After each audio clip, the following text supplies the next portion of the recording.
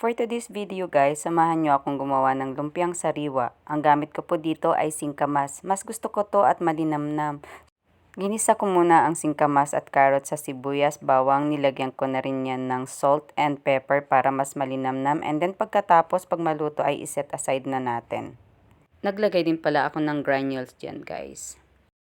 At pagkatapos, niready ko na ang para sa lumpiang wrapper. Andyan guys, nakalist na sa taas. So, i-mix na natin lahat. At pagkatapos ay mag-init na tayo sa isang pan o kung non-stick pan hanggat maaari.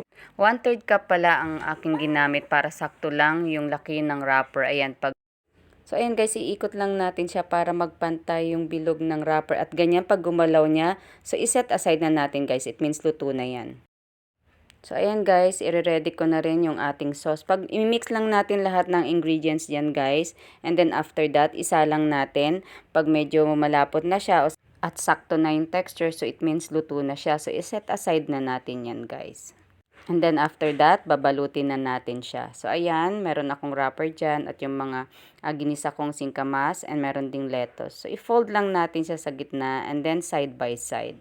So, it's up to you kung paano kayo magra-wrap ng ating lumpiang sariwa. Mas masarap guys pag may lettuce kasi. Lalo na yung sauce. Try nyo po yan.